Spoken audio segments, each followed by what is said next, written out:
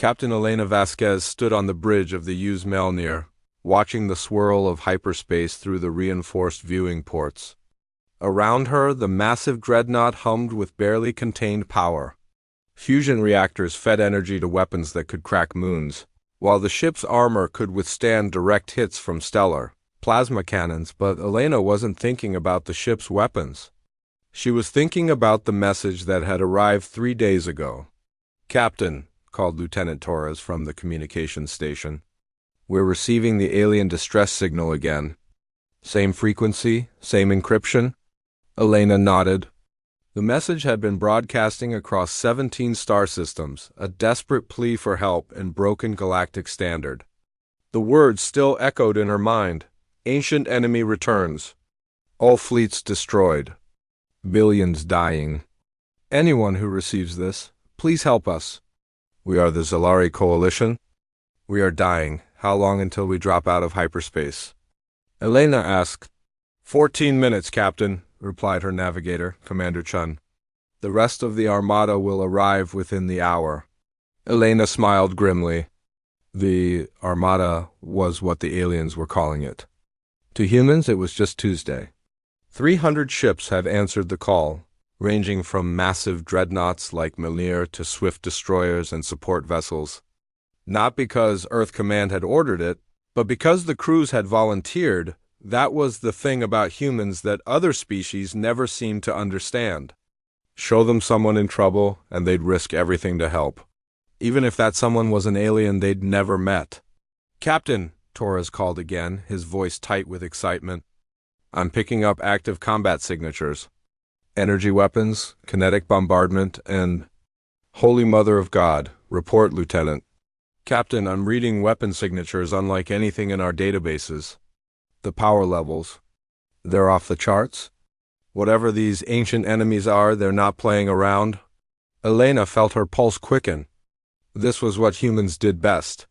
Not the talking, not the negotiating, but the fighting. Earth was a death world, after all. Every human who walked these ships had been forged in the crucible of a planet that actively tried to kill everything living on it. "Signal the fleet," Elena ordered. "All ships to combat readiness. We're going in hot." Then the Mjolnir shuddered as it dropped out of hyperspace. And Elena's world exploded into chaos. The Zalari system was burning. 3 planets hung in space like broken jewels, their surfaces scarred with massive impact craters. Orbital stations tumbled through space, trailing atmosphere and debris. And everywhere Elena looked, she saw ships. The Zalari vessels were elegant things, all flowing curves and graceful lines. They looked more like works of art than instruments of war, which explained why they were dying so badly, because their enemies were nightmares made real. The ancient enemy ships were things of sharp angles and predatory design. They looked like deep-sea creatures crossed with industrial mining equipment, all dark metal and exposed power conduits. Elena counted over 1,000 of them, ranging from fighters the size of shuttles to massive command ships that dwarfed even her dreadnought. "Jesus Christ," whispered Commander Chun. "How are we supposed to fight that?" Elena was about to answer when her communications officer shouted, "Captain!" Incoming transmission from the Lade Zalari ship. They're crying." The main screen flickered to life, showing a creature that looked like a cross between a dolphin and a bird. Its large, dark eyes were indeed filled with tears, and its voice shook as it spoke in accented galactic standard. "Unknown vessels, please withdraw immediately. We sent the distress call hoping for supplies or evacuation assistance. We did not mean for anyone else to die here. The Devourers have returned, and they cannot be stopped. Save yourselves." Elena stepped forward, her jaw set with determination. "This is Captain Elena Vasquez of the United Earthship Mjolnir, commanding the Terran Relief Fleet. We received your distress call, and we're here to help." "What's the tactical situation?" The alien's eyes widened. "Terrans? You're from the Death World? But you only have 300 ships. The Devourers have over 2,000. Their technology is thousands of years more advanced than ours. They harvest entire civilizations for resources. Please, you must flee before they notice you. Too late for that, Elena said, watching her tactical display.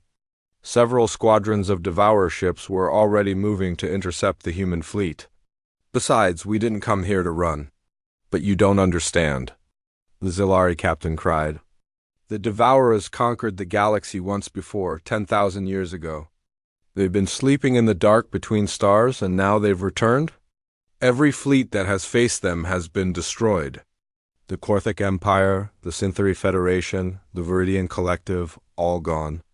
We are the last free system, and we're about to fall. Elena looked at her crew. Every face showed the same expression, grim determination mixed with the kind of excitement that only came before a really good fight. Well, Elena said, turning back to the screen, they haven't met humans before. The first wave of Devourer fighters reached the human fleet's outer perimeter. Elena watched her tactical display as the two forces closed. The alien fighters were fast, but human reflexes were faster. All fighters, this is Control, came the voice of Squadron Leader Jackson over the comm. Remember your training? These things might be 10,000 years old, but they bleed just like everything else. The space between the fleets lit up with weapons fire. The Devourer fighters used some kind of directed energy weapon that could slice through Zilari, ships like a hot knife through butter. But human ships were different. Earth was a death world, and everything that survived there had to be incredibly tough. Human ships reflected this philosophy. They were built like tanks with armor that could absorb tremendous punishment and keep fighting. The first Devourer beam struck the human fighters, and Elena held her breath. The energy weapons washed over the Terran craft like water over stone. The fighters' shields held, their armor absorbed what got through, and they kept coming. What? The Zilari captain's voice was filled with shock. Your ships. The Devourer weapons aren't penetrating. Elena smiled. Death World engineering. Our shields are designed to stop solar flares and gamma-ray bursts. Our armor is built to survive asteroid impacts and coronal mass ejections. We had to build tough because Earth tries to kill us every single day. The human fighters closed with the Devourer squadron, and Elena got her first good look at how humans fought compared to other species. The Zilari fought with elegant precision, using advanced tactics and superior technology. It was beautiful to watch. Like a deadly dance, humans fought like rabid wolves. The human pilots didn't bother with elegant maneuvers or sophisticated tactics. They just pointed their ships at the enemy and charged, pouring fire from every weapon they had. When their energy weapons overheated, they switched to kinetic rounds. When those ran low, they rammed. Fighter Squadron Leader Martinez actually used his damaged fighter as a guided missile, ejecting at the last second and taking out a Devourer cruiser twice his ship's size. The man was picked up by search and rescue 20 minutes later. Laughing and asking for another ship. Elena watched the tactical display in satisfaction as the first wave of Devourer fighters was wiped out almost to the last ship. The human fleet hadn't lost a single vessel. How? The Zilari captain whispered. How is this possible? Because, Elena said, watching as the main Devourer fleet began to advance, you've been fighting them wrong. The Zilari captain's expression was confused. What do you mean? Elena pulled up a tactical analysis on her screen. You've been treating this like a war between civilizations. Advanced technology versus advanced technology, sophisticated tactics versus sophisticated tactics. But that's not what this is. She highlighted the Devourer fleet formation. Look at their movement patterns. Look at how they deploy their ships. These aren't warriors, they're hunters. They're used to prey that runs or prey that fights back with the same kind of technology they have. Elena's smile was sharp as a blade. But humans aren't prey, and we don't fight fair. The main Devourer fleet was closing now, over 1,500 ships in a formation that had probably been conquering galaxies before humans learned to make fire. They came on in perfect order, weapons charging. Confident in their overwhelming technological superiority, Elena opened a channel to the entire human fleet. All ships? This is Mjolnir actual? The aliens were right about one thing. We're outgunned and outnumbered. But they forgot something important. She paused, watching as her fleet spread into attack formation. We're humans, and humans don't lose. The space around the Zalari system erupted into the largest fleet battle in recorded history. But for the first time in 10,000 years, the Devourers found themselves fighting an enemy that refused to be harvested. The real war was about to begin. Elena gripped her command chair as the first salvo from the Devourer fleet reached them. Beams of energy that could vaporize mountains struck the human formation, and for a moment she couldn't see anything through the blinding flashes. When her vision cleared, she saw something that made her heart sing with fierce pride. The human fleet was still there, damaged but intact and still fighting. Return fire, Elena commanded. All weapons full spread. Show them what a death world builds when it wants to kill something. The UES Mill. The space battle that erupted around Zalari Prime defied every tactical manual ever written by any species in the galaxy. Elena watched from the bridge of the Mjolnir as the human fleet tore into the Devourer formation with a savagery that shocked even her. The Devourers had expected resistance, but they'd expected civilized resistance. They'd planned for energy weapons and defensive formations, for the kind of elegant warfare practiced by every spacefaring species they'd ever encountered. They hadn't planned for humans. Commander Sarah Jun piloted the destroyer UES Fenrir like it was a personal weapon, diving between massive Devourer battleships and unleashing point-blank torpedo salvos before spinning away. Her ship took hits that would have crippled most vessels, but Fenrir's redundant systems and armored bulk kept her fighting. Fenrir to all ships, Chen's voice crackled over the comm.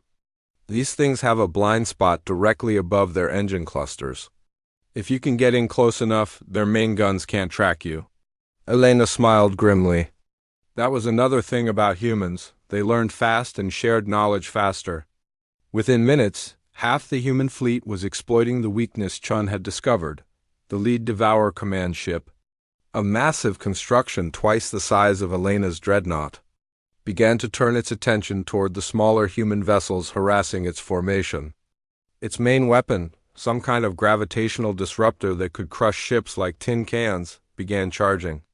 Captain Vasquez, the Zalari captain's voice came through on the emergency channel. That's their flagship. The weapon it's charging has destroyed entire fleets. You have to get your ships away from it. Elena looked at her tactical display. The weapon's target was clear. The cluster of human destroyers and frigates that were tearing through the Devourer escort ships. Her people would never escape in time, unless someone gave them a target they couldn't ignore. All power to engines, Elena commanded. Ramming speed, her bridge crew stared at her in shock.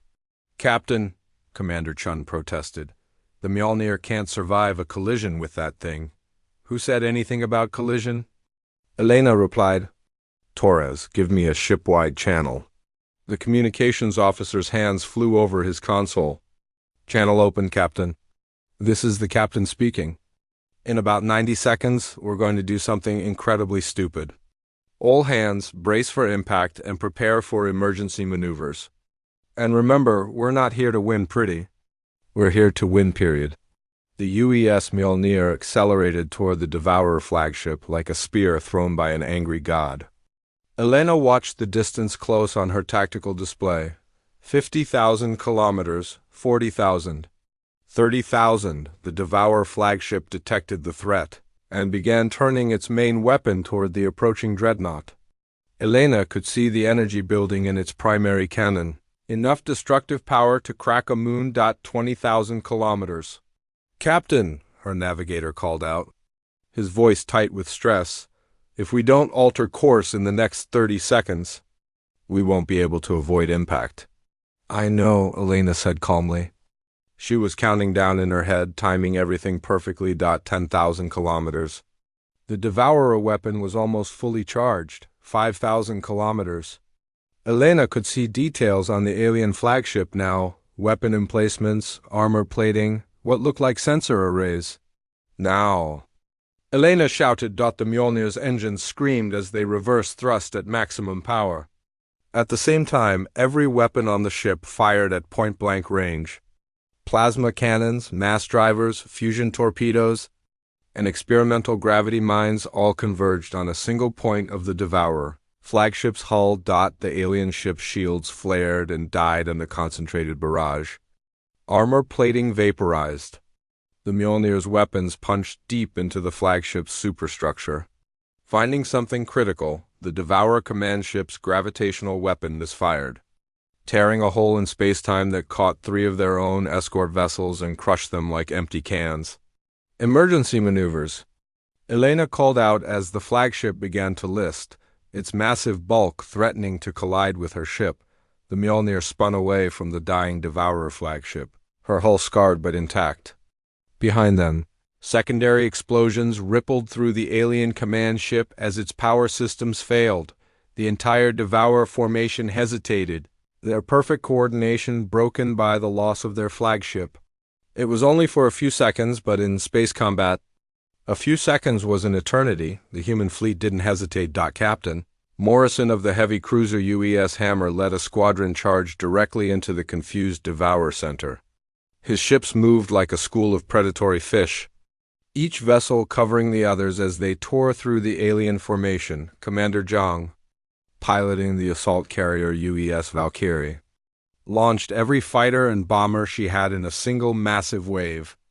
The small craft swarmed over the Devourer ships like angry insects, targeting weapon emplacements and engine systems with surgical precision, and throughout the battle, human voices filled the communications channels with a constant stream of tactical updates, warnings about enemy movements, and the kind of creative profanity that could only come from a species that had learned to fight before they'd learned to talk. Devourer heavy cruiser. Moving to flank the Ronin, called out Sensor Operator Williams. Weapons charged, looks like plasma cannons. I see him, came the reply from Captain Rodriguez. Ronin is adjusting course. Williams, thanks for the heads up. The Zalari captain was silent for several minutes, watching the human fleet tear through the Devourer formation with a combination of tactical brilliance and sheer audacity. When he finally spoke, his voice was filled with wonder. Your species. You coordinate like a hive mind, but each ship fights independently. How is this possible? Elena was coordinating the battle from her command station, tracking dozens of engagements simultaneously. Practice, she said simply. We've been fighting each other for thousands of years. We know how to work together when we have to. The truth was more complex than that. Humans had learned to coordinate because they'd had to. Earth was a world where cooperation meant survival, where the ability to work together despite differences could mean the difference between life and death, but they'd also learned to improvise, to think on their feet, to turn disadvantages into advantages.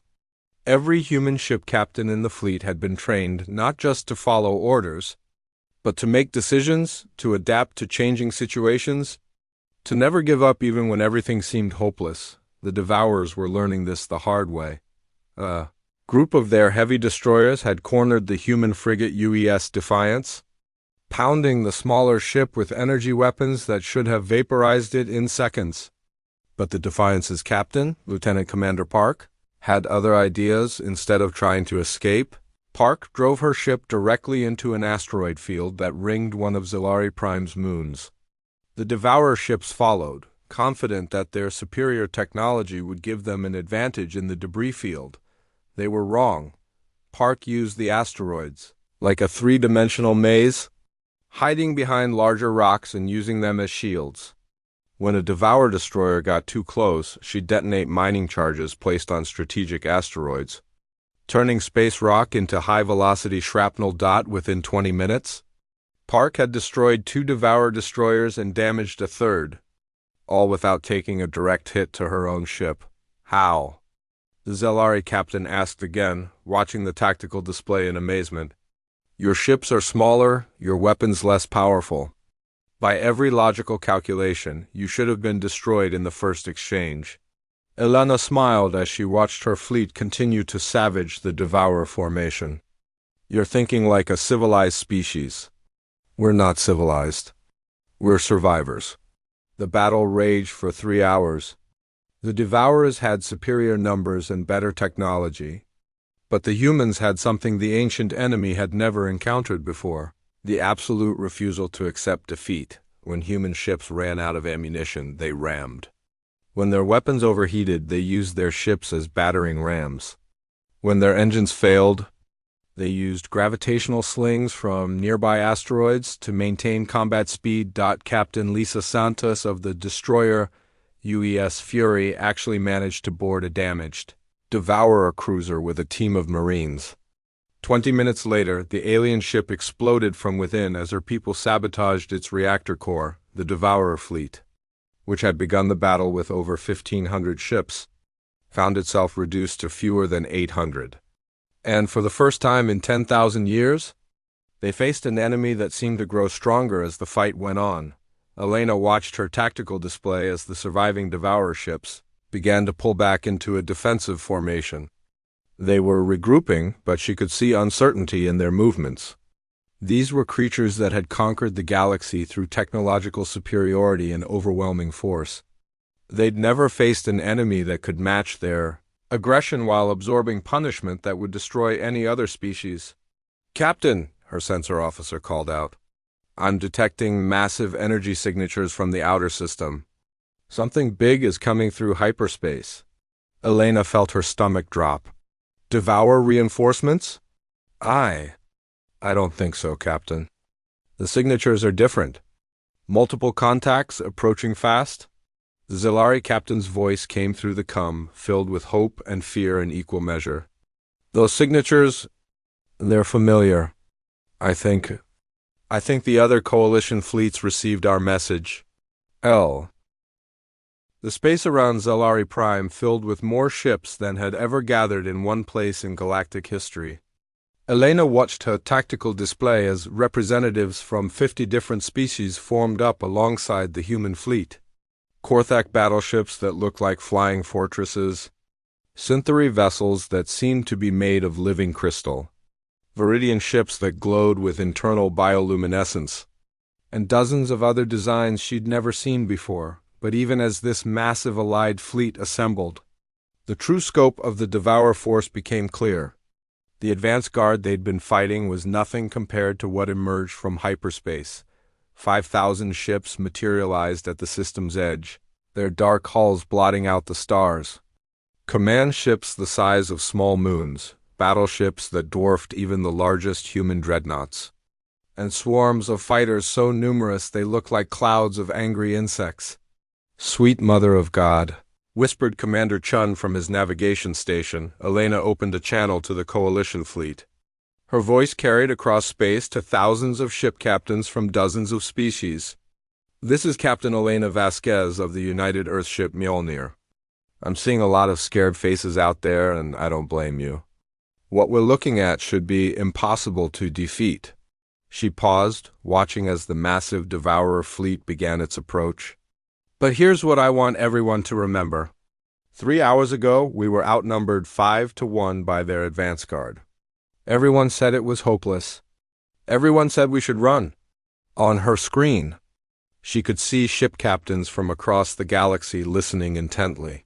"Instead, we taught those ancient bastards something they'd forgotten during their 10,000-year nap. We showed them that there are still species in this galaxy that refuse to be harvested. We proved that technology and numbers aren't everything." Elena's voice grew stronger, carrying the confidence that had gotten her through a dozen impossible battles. "Now I'm looking at the largest fleet in recorded history. Ships from every free world left in the galaxy, all crewed by people who came here not because they were ordered to, but because they chose to. Because when they heard that children were dying and worlds were burning, they decided that was not acceptable. The Devourer fleet was accelerating now, moving into attack formation. They want to harvest us like they harvested our ancestors. They think we're just food that learned to fly spaceships. Let's show them what happens when the prey decides to fight back." Elena switched to a private channel with the other human ship captains. "All Terran vessels, this is Mjolnir Actual. We're going to do what we do best. We're going to cause chaos, and then we're going to teach our new friends how to exploit it." Remember, we're not trying to win pretty. We're trying to win, period. The response came from Captain Rodriguez of the UES Ronin. Copy that, Mjolnir. The wolves are ready to hunt. Elena smiled at the reference. Wolves, that's what the other species had started, calling human tactics Wolfpack. Coordination combined with individual initiative. And an absolute refusal to back down from a fight. The first phase of the battle began when the Devourer fleet reached maximum weapons range. Their energy weapons lit up space with beams that could vaporize asteroids. The Coalition fleet's shields flared and died under the massive barrage, and ships began exploding throughout the formation, but the humans had spent the last 3 hours teaching their new allies something important. How to take a punch and keep fighting. The Korthik battleships had been built like fortresses, but they'd been designed to fight other civilized species. Elena had shown them how to add additional armor plating and redundant systems, Earth-style.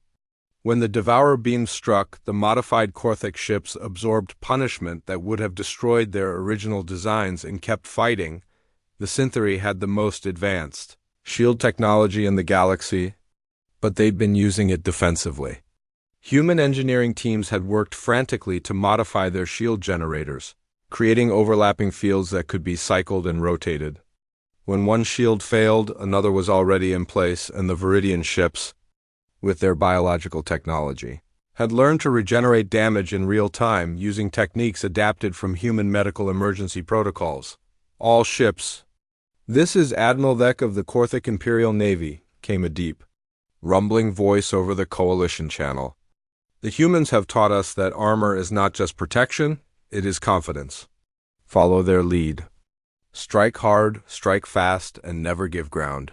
Elena felt a surge of pride as she watched the Coalition fleet adapt human tactics to their own capabilities. The Synthery fighters moved in Wolfpack formations, supporting each other while striking independently. The Korthik battleships charged directly into the Devourer formation, their massive guns blazing. The Viridian ships used their biological technology to create living shields that could adapt to different weapon types in real time, but it was the humans who showed everyone else how to turn defense into offense. Commander Sarah Cheon led a squadron of destroyers in a maneuver that defied every law of space combat. Instead of trying to avoid the Devourer weapon beams, she flew directly into them, using the energy discharge to mask her ship's approach. When the alien weapons cycled down to recharge, her squadron was already in point-blank range. Captain Santos, who had been leading boarding parties throughout the battle, managed to capture an intact Devourer cruiser. Within an hour, human engineers had reverse-engineered their power systems and were broadcasting the technical specifications to the entire Coalition fleet. Their shields operate on a rotating frequency, Santos reported. If you time your shots right, you can punch through when they cycle to recharge. I'm sending targeting solutions to all ships. Elena watched as this information spread through the Coalition fleet like wildfire. Within minutes, weapons that had been barely scratching Devourer shields were punching through and hitting vital systems. The battle turned into something unprecedented in galactic history. For the first time in 10,000 years, the Devourers found themselves not just resisted, but actively outfought by supposedly primitive species. The turning point came when Captain Jackson of the assault carrier used Valkyrie proposed something so insane that it just might work. Mjolnir. This is Valkyrie. I've got an idea, but it's completely crazy. All our best ideas are crazy, Jackson. What have you got? The Devourer command ship, the big one in the center of their formation? I think I can get a strike team aboard. Elena looked at her tactical display. The Devourer flagship was 3 times the size of her own dreadnought, surrounded by dozens of escort vessels and protected by shields that had shrugged off everything the Coalition had thrown at it. How? Remember what we did at Titan Station? The cargo container trick? Elena's eyes widened. Titan Station had been a battle against rebels who had taken over an asteroid mining facility. Jackson had hidden a strike team inside a cargo container and launched it from a mass driver, making it look like debris from a damaged ship. That was in an asteroid field, Jackson. This is open space. Not anymore, it isn't. Look around. Elena looked at her tactical display and realized Jackson was right. The space around Velari Prime was filled with the wreckage of destroyed ships from both sides. Debris fields that could hide a small vessel. If someone was crazy enough to try, you'd need a pilot insane enough to fly through an active battle zone in a cargo pod with no shields and no weapons. Already got volunteers? Martinez is still mad about losing his fighter earlier. Says he wants payback. Elena considered the plan. It was suicide. It was impossible. It was exactly the kind of thing that humans did when they were backed into a corner. Do it. 20 minutes later, what looked like a piece of debris from a destroyed Zalari cruiser drifted through the Devourer formation. The cargo container was so small and moving so slowly that the alien sensors dismissed it as harmless wreckage right up until it latched onto the hull of the Devourer. Flagship and 24 human Marines cut their way. Inside, Elena watched her tactical display as chaos erupted aboard the enemy command ship. Internal explosions began rippling through its superstructure as the Marine Strike Team sabotaged critical systems. Strike Team Alpha to all ships, came Martinez's voice over the comm. We're inside their command center. These things don't have internal security worth a damn. They've never had to deal with boarding parties before. The Devourer fleet began to lose coordination as their flagship's command systems failed. Ships that had moved in perfect formation suddenly found themselves without central direction. It was all the opening the Coalition fleet needed. Elena opened a channel to every ship in the Allied formation. All vessels, this is Melnir Actual. The enemy is confused and disorganized. This is our chance. All ships, general attack. Show them what happens when free people decide to fight. The Coalition fleet surged forward in the largest coordinated attack in galactic history. Human destroyers led the charge, their guns blazing. Korthek battleships followed, their massive cannons tearing through Devourer shields. Synthary fighters swarmed over the alien vessels like silver bees, targeting weak points with surgical precision. The Devourer fleet, which had conquered the galaxy through overwhelming technological superiority, found itself fighting an enemy that refused to follow the rules of civilized warfare. When human ships ran out of ammunition, they used their vessels at